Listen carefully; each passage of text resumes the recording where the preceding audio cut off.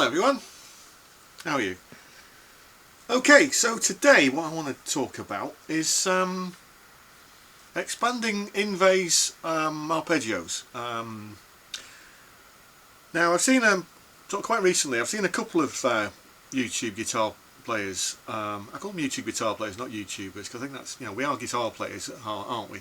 There's a chap called Serge. I forget his first name, but he's like a classically trained guitarist. And Serge Droban, they've both done sort of semi-reaction videos to Yngwie's REH video. But I don't think they actually went into like a real deep dive of the actual arpeggios. They're actually getting the meat out of what was going on. It was more sort of along the lines of, oh, I need to practice a bit more, or oh, don't forget to learn your scales and your positions. But that doesn't really help us that much. I mean, like if you know, say you'd gone out and you'd got that video as it was in those days, and you're hoping suddenly you're going to play like Yngwie. You probably would have been in for a bit of a rude awakening. I mean, I first came across that must have been sort of late 80s, early 90s, and I was sort of like, because I was studying in Leicester, but you know, family used to live in like South Manchester, so every so often, or even like during the summer, I'd go to stay with the folks, and then we get the train up to Manchester, and then we go in this shop called the Music Exchange. It used to be on Portland Street, but then they moved to St Peter's Square, and then now they've gone. So it was a long time ago, but they used to sell like sheet music. But whilst whilst you're in the shop, they were actually just showing these DVDs, either the hot licks or the REH videos. So that sort of thing was going on in the background while you could browse and look for different sheet music on things.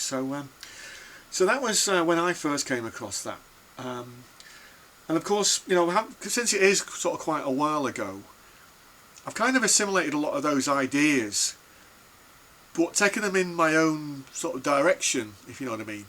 And I think that was probably the idea of it. The idea is it's just supposed to be meant to have been like a taster, you know, just to get you started with some sort of basic exercises, so you're a bit clued up.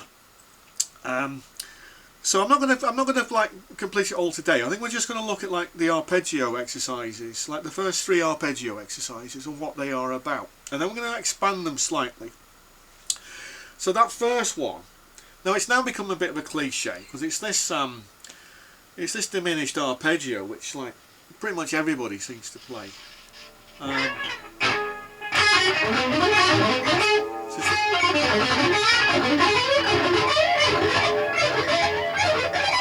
Yep.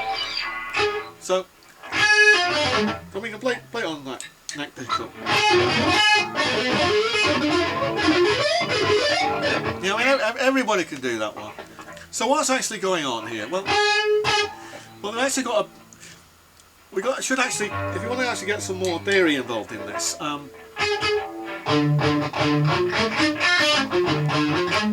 So like with an arpeggio, you can either play it major, yeah, root, 3rd, 5th, minor,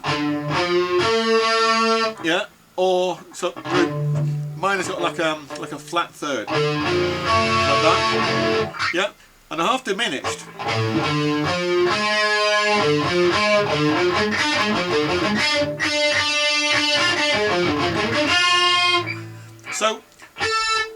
So if you bring in the 7th, you get like the half diminished. But this is more sort of like 19th century classical crossing over into sort of like modern stuff. So we're going.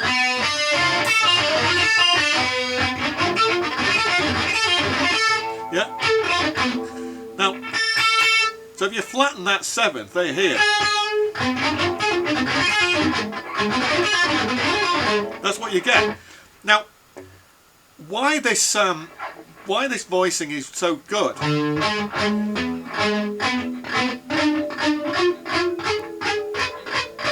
is that the intervals between those notes, they're a minor third apart.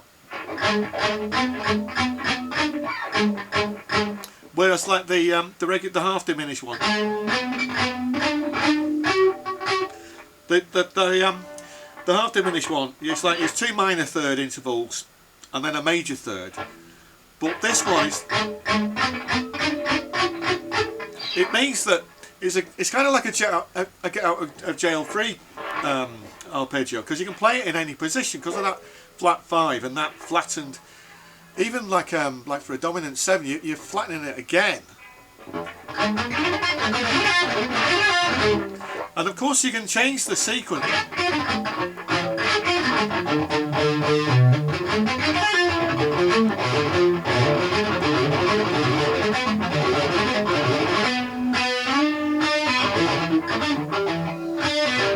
I can tell it's a long time since I've done these.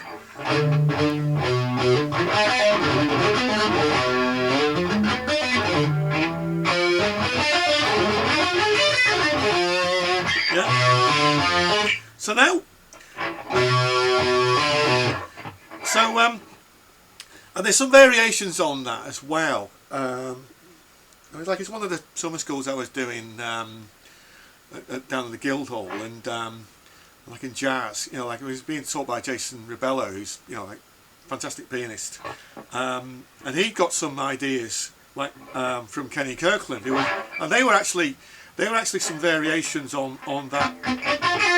There were some variations on that. It's just because of the piano, you're starting on like a different voicing. Now, so what Jason was doing is for a warm up would be just moving it up like a semitone, or in this case just like a fret.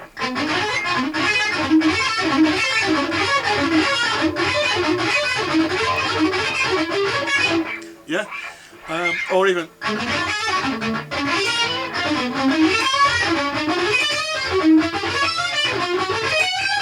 yeah, things like that. So that's sort of ideas that people like Kenny Kirkland and Jason Rebello would use. I mean, they're both like pianists and what have you. I'll talk about them a bit more another time. So, but the thing is, because what we're doing, move up a minor third.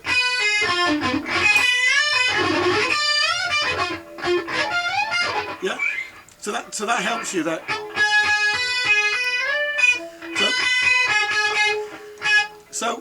So what we can do, just like we can drop in that half diminished pattern as well.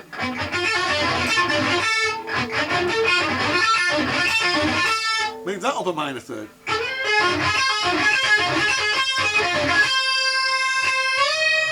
Again.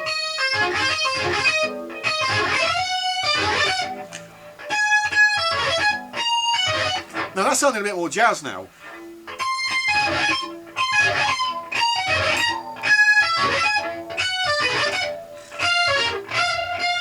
Yeah, and so on.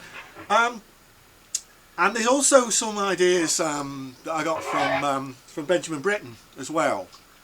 The interludes of Peter Grimes. There's one called The Storm.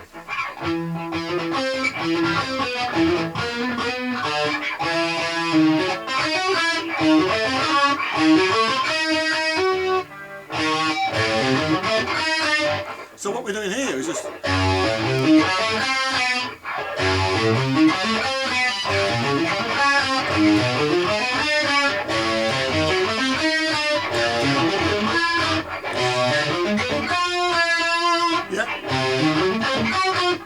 so that's some variations you might be able to use there. You'll be able to build some really good riffs on that.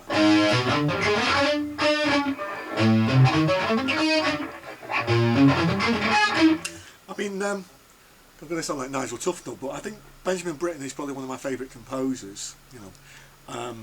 Just because of that sort of operatic dimension he brings to what he does, and like some of the chord voicings and things like that. But okay, so I mean, and then of course there's a Vinnie Moore.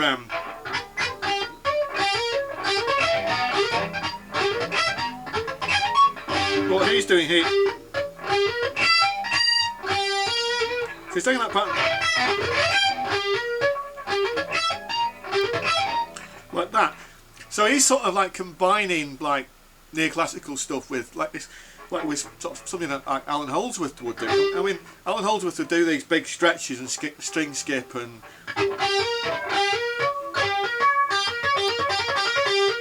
So if you notice those three notes are a minor third apart. I don't know whether you can get the stretch, but you might even need to tap. So if you want to tap, that's fine. But you just get a bit more control if you can actually get the stretch and use your finger.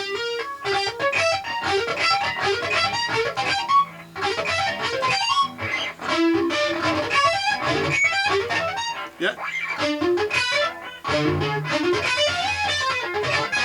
Yeah. So that's another variation that we can actually use there. Also an idea in jazz as well. I mean, like, if we go in this way, we could just use a diminished whole tone. Which, what does that mean? I don't want to confuse you. So rather than just going, we change that to a major third, and we go.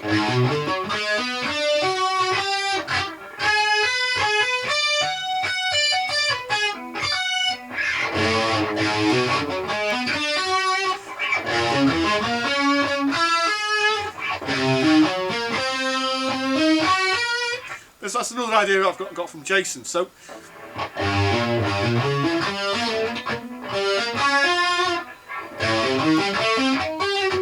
yeah, and then there's just to close the diminished material. There's this sort of Vivaldi style lick which has also been cliched a lot, which is the that one. So we start here. Let's start on that E. Yeah, because that's almost bridging. And when you play it legato, or you can pick it. Yeah, so we play that down the string. So we're using these two fingers now. And then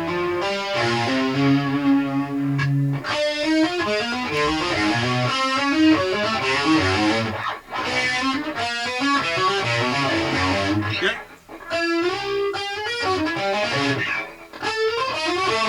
Yeah. You see what I mean? So there's a lot to work on there, and I hope I haven't confused you, and I do apologise if I have, but I hope I've actually managed to break that down for you. Next, it was that A minor arpeggio that he was talking about. Now, Serge, when in his video, he that seemed to confuse him because I mean, like he plays this I mean, I'll play it slower.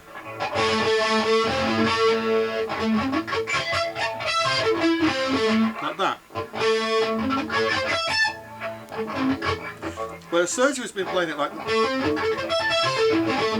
which means that after you've got to, and when you get down to that E, that you can pretty much sweep the rest of the exercise. But that's not what Yngwie does.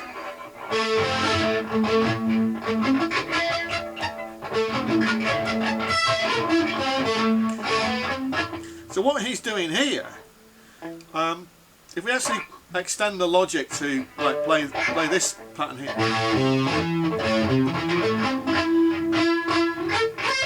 yep, that's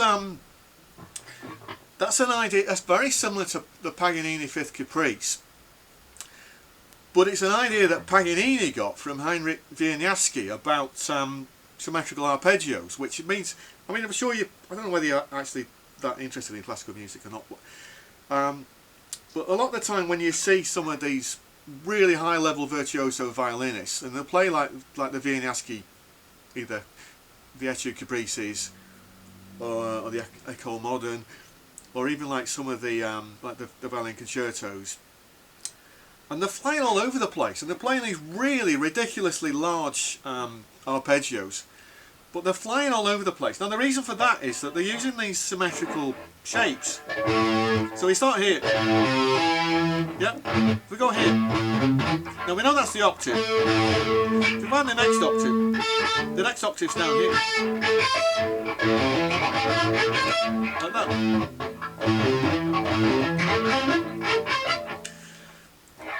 So, but you can also, because we're almost getting into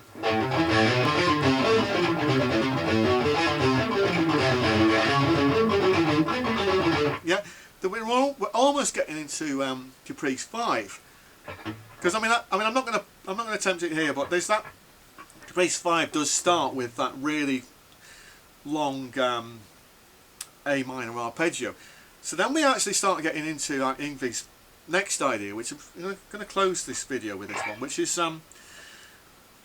that's basically like what he's exploring there is playing A minor arpeggios in different inversions. Now he calls it playing it through in different modes, but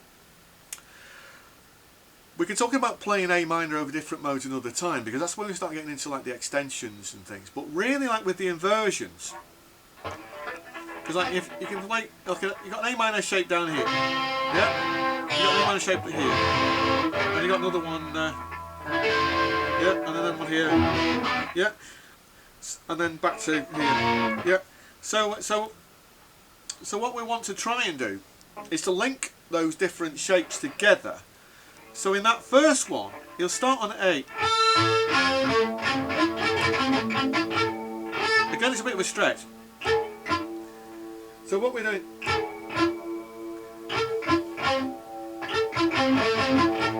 now that's so what he's doing here, he's playing that arpeggio, but it's over a C major chord. So it sort of reminds you as well about A minor being part of C major. So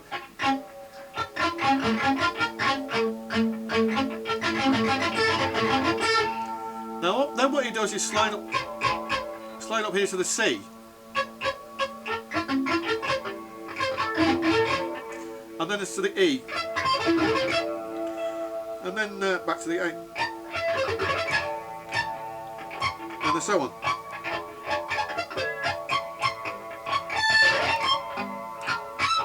Now what I can do, because this guitar's got 24 frets, yeah. So what's he actually doing here? Well, I mean, he didn't explain it that well in his video. I mean, probably because of like time, or nobody sort of said there was nobody in the studio to actually question, say, well, can you explain that a little better? So what he's doing, he starts on A. Next one is C. Next one is A. The next one is A again. So you should recognise what those notes are, because that's so all he's doing is playing an A minor arpeggio, but starting it on the core notes of an A minor arpeggio, which is A, C, and E. Now, there are some limitations to that. I mean, for the sake of here, like the fact of like,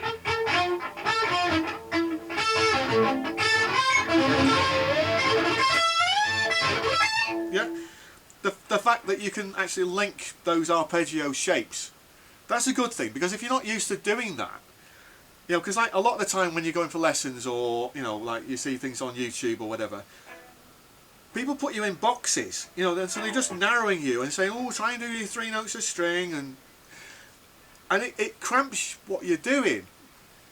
Whereas this way, you're thinking a bit more like a cellist or like a violinist, and you're spreading yourself out a bit more, or even like classical guitar as well. We're thinking a bit more like that. Like, yes, you can move down that way, but you can also move that way as well. And a lot of guitarists don't necessarily think that way, but we should be doing, because it opens up the fretboard to so many more possibilities.